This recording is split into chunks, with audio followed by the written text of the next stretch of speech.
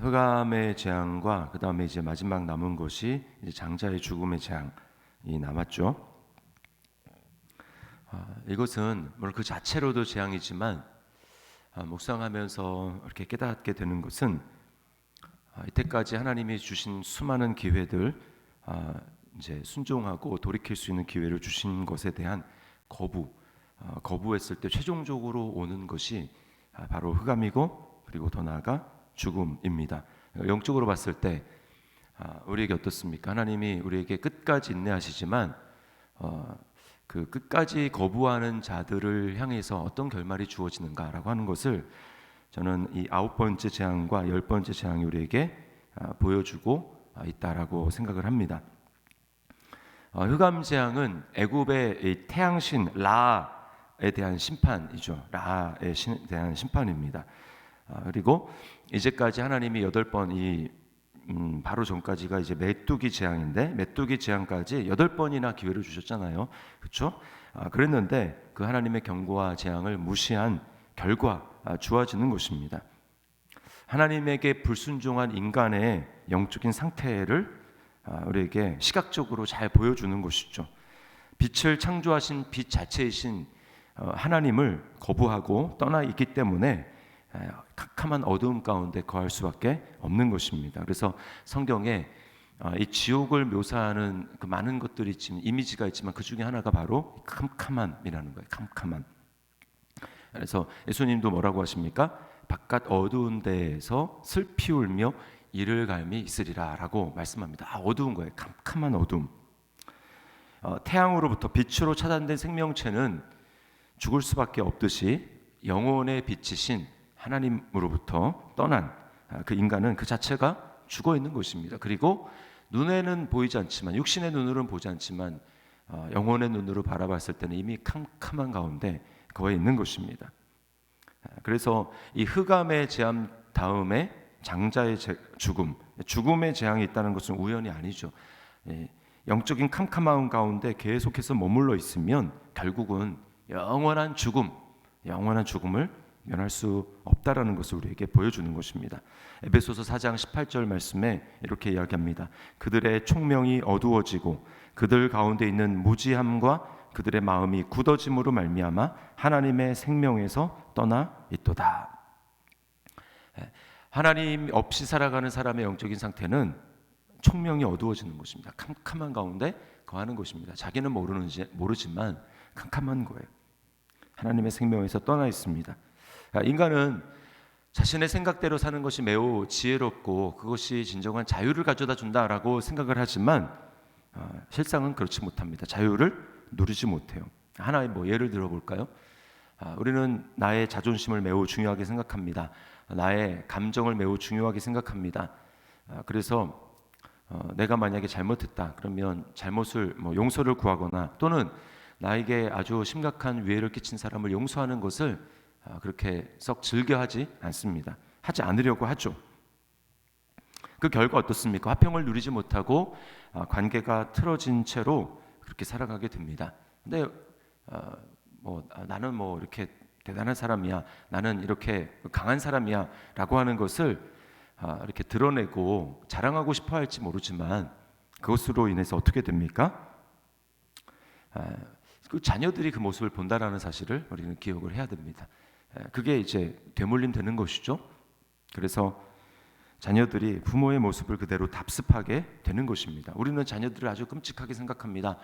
그래서 좋은 것을 물려주고 싶어하고, 어떻게 하면 좋은 것으로, 최상의 것으로 자녀들 양육할 수 있을까? 물질적으로는 그렇게 하죠. 그러나 이런 우리가 하나님 말씀대로 살지 않는 이런 모습들, 그게 굉장히 지혜로 보이고 똑똑해 보이고 그렇게 보일지 모르지만, 그렇게 삶으로 인해서 결국 어떻게 됩니까?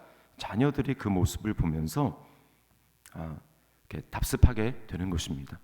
결국 자녀를 사랑한다고 하고 좋은 것을 준다고 하면서 가장 심각한 영적인 독을 자녀들에게 흘러보내고 있다라고 하는 사실을 결코 알지 못하는 것입니다.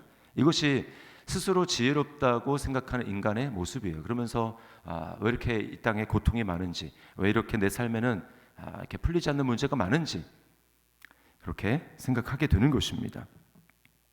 오늘 이제 이 흑암의 모습 속에서 기억해야 될 것이 또 하나 있는데, 그것은 뭐냐면 이 빛과 어두움이 절대 공존할 수 없다라는 거예요. 23절 말씀해 보니까 그동안은 사람들이 서로 볼 수 없으며 자기 처소에 일어나는 자가 없으되 온 이스라엘 자손들이 거주하는 곳에는 빛이 있었더라. 네.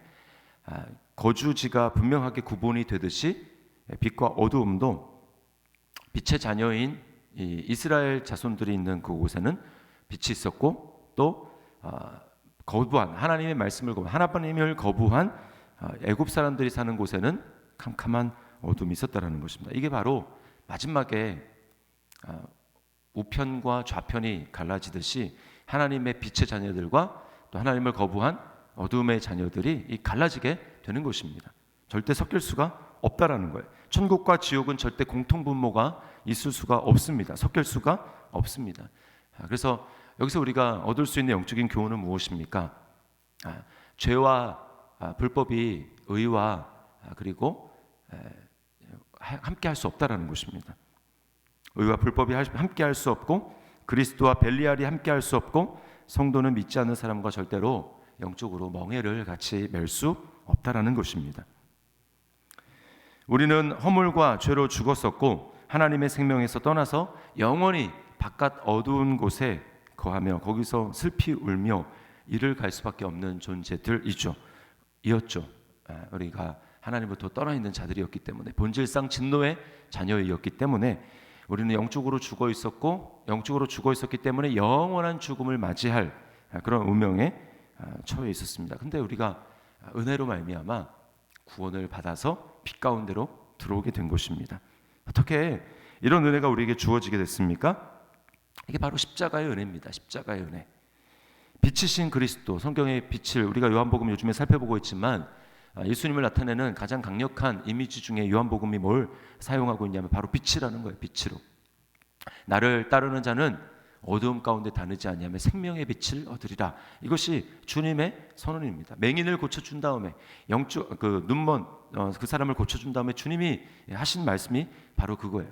나를 믿는 자는 어두움에 거하지 아니하고 생명의 빛을 얻으리라. 그런 빛이신 주님께서 우리를 대신해서, 우리는 캄캄한 가운데 있는데 죄 가운데 있는 우리, 캄캄한 가운데 있는 우리를 위해서 주님이 죄를 대신 입으셨습니다. 죄를 입었기 때문에 주님이 이제 캄캄한 가운데 거하게 되신 것이고, 주님이 십자가에 달리신 그곳은 바로 영적인 캄캄한 하나님 아버지로부터 분리된 그 저주 가운데, 캄캄한 가운데 거하는 것입니다. 그게 바로 지옥이죠. 지옥의 고통, 지옥의 저주를 주님이 대신 당하신 것입니다. 그 대신, 그 결과 빛이신 주님의 빛이 우리에게 전가되었고 우리와 주님이 바꿔진 것입니다. 이스라엘 자손과 오늘 애굽 땅에 그렇게 있었던 분명한 분리가 서로 바꿔진 거예요. 오직 빛 가운데 거하는 분은 주님 한 분밖에 없었고 나머지 모든 인류는 다 캄캄한 어둠 가운데 있었는데, 주님이 대신 우리 죄를 입으심으로 말미암아 주님이 있던 자리와 우리 있던 자리가 바뀌어진 것입니다. 그 결과 여기 보여주는 것이 무엇입니까? 주님이 그 일을 하셨다라는 결과 22절 말씀에 보면, 모세가 하늘을 향하여 손을 내밀매 캄캄한 흑암이 3일 동안 애굽 온 땅에 있어서. 여기 3일. 3일 하면 우리 뭐가 생각납니까? 주님이 무덤 가운데 계셨던 것. 주님이 우리 죄를 지시고 영원한 저주를 받으신 그 고통 가운데 있는 그게 3일이죠. 3일.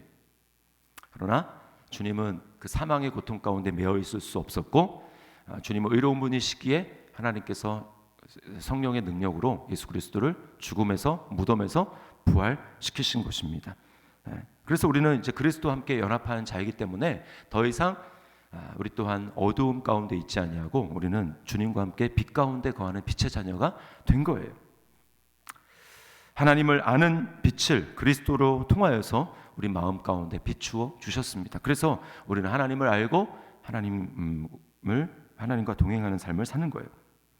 그러므로 오늘 본문이 우리에게 궁극적으로 주는 메시지는 무엇입니까? 우리는 이제 빛 가운데 계속해서 거하는 삶이라는 것입니다. 한번 이제 빛으로 들어왔으면 이제 계속해서 빛 가운데 거해야 되는 거예요.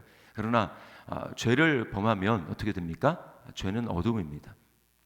계속해서 실제적으로는 우리는 신분상으로는 영원히 빛으로 되었지만 실제적으로 경험하는 우리의 영혼의 경험상으로는 어떻습니까? 죄를 범하면 우리가 아둔해집니다. 그리고 마음이 굳어집니다. 그리고 영적으로 매우 둔감해지고 멍청해집니다. 그래서 하나님의 뜻을 제대로 알지 못하는 거예요. 계속해서 우리가 신분상으로 뿐만이 아니라 계속한 실제적인 빛 가운데 거하면서 빛을 날마다 누리며 그렇게 지혜와 총명 가운데 살아가는 유일한 방법은 무엇입니까? 그 그리스도와 동행하는 것입니다. 빛이신 그리스도와 동행하는 거예요. 날마다 시마다 때마다 그리스도를 묵상하며 주님 안에서 기뻐해야 되고 주님을 예배하는 것입니다. 오늘 바로에게 계속해서 이제까지죠. 계속해서 요구하는 것이 무엇입니까? 우리는 이곳에서 떠나서 하나님이 지정한 곳으로 가서 우리는 예배를 드려야 합니다라고 이야기를 하잖아요. 예배해야 되는 것입니다. 예배. 우리가 주일날만이 아니고 우리 삶의 순간순간 우리 주님이 나의 전부가 되시고 주님이 나의 최고가 되시고 주님이 나의 생명이시고 주님이 나의 소망이시고 주님이 나의 사랑이시고 그것을 순간순간 우리가 찬양하고 나의 입술의 고백으로 주님 앞에 드리는 것, 그리고 그 주님으로 기뻐하는 것, 감사하는 것, 이것이 예배입니다. 그 예배의 집합적인 표현이 우리 주일 예배고 공적인 예배고 인 것입니다. 그러나 나의 개인 혼자 있는 삶에서 우리 예배는 이렇게 주님 앞에 고백하는 것입니다. 그렇게 주님과 동행하는 삶으로 나타나는 거예요. 이것 없이는 우리가 아무리 빛의 자녀라고 하지만 빛 가운데 살아가는 방법이 없습니다. 오늘 이 흑암의 재앙이 우리에게 보여주는 메시지는 분명합니다. 우리는 전에 흑암 가운데 있었지만 빛이신 그리스도의 십자가의 사역으로 말미암아 우리에게 빛이 맺고 이제는 빛의 자녀가 되었으므로 이제는 계속 빛 가운데 거하는 것이 하나님의 뜻이죠. 하나님의 뜻. 그래서 우리는 날마다 주님 앞에 나아가기를 힘써야 되고 빛이신 주님과 동행하기를 힘써야 될 것입니다. 오늘도 이 말씀을 기억하면서 빛이신 주님과 동행하고 어떠한 죄도 내가 용납하지 아니하며 하나님 말씀대로 순종하며 나아가는 우리 저와 여러분의 삶이 될 수 있기를 주님의 이름으로 축원합니다. 기도하겠습니다. 하나님 아버지 감사합니다. 오늘 흑암의 재앙을 통하여서 주의 말씀을 계속해서 거부하는 자들이 당하는 운명이 무엇인지, 그들이 처한 영적인 체험과 현실에 처한 상황이 어떠한 것인지 오늘 말씀을 통하여서 다시 한번 시각적으로 깨닫게 하심을 감사합니다. 주님 빛이신 주님 앞에 날마다 나아가고 주님과 동행하며 그 말씀을 날마다 붙들고 그것을 생명처럼 여기며 주님 앞에 순종하며 주님과 동행하는 삶을 살아갈 수 있도록 우리 주님이 은혜를 베풀어 주시옵소서. 세상은 자신이 똑똑하고 지혜로운 줄 알지만 하나님과 연결되어 있지 않고 주님과 상관없는 삶을 실제적으로 살아가고 있을 때에 주님, 우리의 삶은 멍청하고 주님 어두우며 정말 얼마나 비참한 삶을 살아가고 있는지 세상 사람들은 잘 깨닫지 못하고 있습니다. 주님, 빛이신 정말 우리 주님 앞에 날마다 동행함으로 말미암아 주님, 우리 안에 빛이 충만할 수 있도록 인도하여 주시고 밝히 보고 또 내 주변에 빛 가운데 있지 못한 사람, 어둠 가운데 있는 그러한 사람들, 고통 가운데 있는 사람들 주님 불쌍히 여기며 주님이 우리를 위해 사셨듯이 우리도 그들을 위해서 기도하고 주님 그들을 섬기며 빛 가운데로 인도할 수 있도록 그런 사명 감당할 수 있도록 인도하여 주시옵소서. 오늘도 빛이신 주님과 정말 종일 동행하는 은혜가 우리 삶 가운데 넘칠 수 있도록 은혜 베풀어 주시기 원하오며 모든 말씀을 예수 그리스도의 이름으로 감사하며 기도드리옵나이다. 아멘.